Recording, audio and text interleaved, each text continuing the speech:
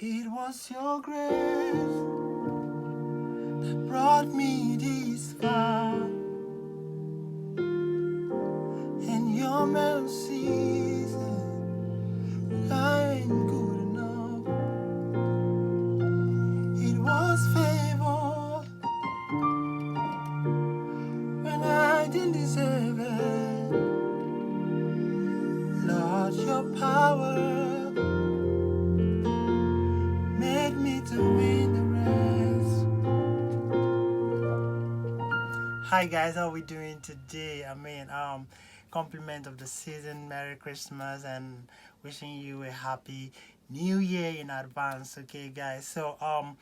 Last week I talked to you about some common mistakes people make before they get to stage. I just want to continue share a lot more with you on that common mistakes because it's a whole lot. Okay, I'm gonna start today by sharing. I don't know, this might be number 4 or number 5. Okay, another common mistake people make is not having enough rehearsals before they go on stage, before they sing. Not having enough rehearsals. So here's the thing, we are living in a place where, or in a time where people want to quickly run to the stage and just sing out there and let people see they can sing well. And we're living in a place where people just want to show up a whole lot, and then they can't wait to get to hold the microphone, and be the one the spotlight is on. Everyone just want to hurry up and just do that. But the risk with this is that when you get up there, you'll be embarrassed. When you get up there, you will not do things right. So it's therefore in our place to subject ourselves to rehearsals. Take a lot of time to rehearse. I bet you in the church you go for rehearsals is 2 hours. Some people do 1 hour, and you go upstage to go and sing for maybe 30 minutes or 10 minutes, 15 minutes. Yeah, I know the time they say you should sing is small, but then again, if you don't have it right at rehearsals, you're going to have a lot of problem.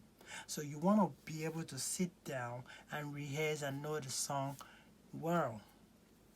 Know the sequence of the song, know where you have syncopations, know where the harmony comes through, and what, as a lead singer, as a person leading the song or leading in worship, what are you supposed to do? What are the words you're supposed to say? What are the scripture you're supposed to read? you know there's a whole lot in this, and it has to be planned out. This is an art.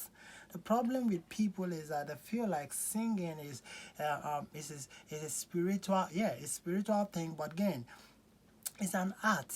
The act of singing is called the act. It's called, it's not sciences that just you need to pour chemical and stuff. No, no, no. It's an art. You practice it. You put everything together. You write the script. You run on script on time, right? So you can't go upstage there and just close your eyes every time. Man, that's what happened to you. You go out there and first of all you made a lot of people shout and it feels like it's gonna be good, and you start singing, your eyes is closed 24/7. That's a sign that you sometimes that's a sign that you didn't do well. I mean, you're not confident with what God has given you to do. You didn't rehearse, you didn't work on it. Definitely that's one of the signs. Close your eyes all through the ministration. It means you don't really know what you're doing, because if you practice real good, you notice that your eyes have to be open to be able to communicate with your musicians, to see the crowd, and be able to balance it up. Are they following, are they worshiping with you, or you are on this all by yourself? So guys, don't confuse spirituality with reality. Reality is that it's an art. It's an act of singing. You have to study, learn, rehearse for some good amount of time. And then if you have 2 hours rehearsals in the church, it's not enough. Go back home, do the rehearsals by yourself, listen to the harmonies, make sure you sing alongside with what you're playing, with the music you're about to perform. Sing alongside. Take a lot of time to rehearse for yourself. That's how you do it. All right, guys. Mistake is that you don't spend a lot of time in your rehearsals, which is why I'm advising you to take a lot of time to rehearse before you go to the stage to minister or to sing, to perform. All right. So The next one would be the mistake of praying too loud. Just before you get to the stage, you see people pray too loud and too guys, that's wrong. Don't do that. No, don't pray like that, honestly. See, the presence of God is not in how you feel. The presence of God is within you. As I'm talking to you now, you have the presence of God and you have the Spirit of God, and it's a constant thing. It's not going to leave you or forsake you, right? That's what the Bible said. It said from when you were born, He knew you. He knew your name. And that's how God is a consistent, constant God. No matter what happened, He is your God and is always with you. He lives inside of you, and that's the Spirit of God, right? So you don't have to feel some type of way to believe that you have the presence of God. You don't have to pray before you believe God has answered your prayer, before you believe that the presence of God, the grace of God is enough for your ministration. You see what I'm saying? So because whenever you pray like that, as I'm doing that right now, I'm destroying my vocals. And the next moment I'm going to go upstage to sing. What's going to happen to me is that I might raise the sound like the song I was singing. It was your grace that brought me this far. Now, my voice is this nice because I've not done that. But once you keep doing that, you pray like that when you were in the house and you are in church, the next 5-10 minutes you're going to be on stage and you are like, there's a pitch you can't get to. There's a way you pray and it damages your vocals. So pray as a worshiper. You are a worshiper. You are a vessel that God is using. That's not your job. We have a prayer department. Let them do the other prayer. You are a worshiper. You carry some kind of presence, sweet presence of God, and you have to deliver that in your vocals. So you don't have to destroy it. Is that all right? Okay, so let me move to the next one. The next one is distraction, guys. Distraction. I tell you this for real. I have been singing for a while, and I've been singing in some stages, and I realize that sometimes you get to a stage, you get to a church, you get to service, and realize things are not going right. I mean, this is after you rehearse and everything was good. Suddenly the microphone is not coming on. Suddenly the light went off. Suddenly the pianist didn't show up on time, and the drummer is playing something. There's a whole bunch of distraction awaiting most of the time in the service. But what you have to do is a mistake to focus on it. It's a whole lot of mistakes to focus on the distraction.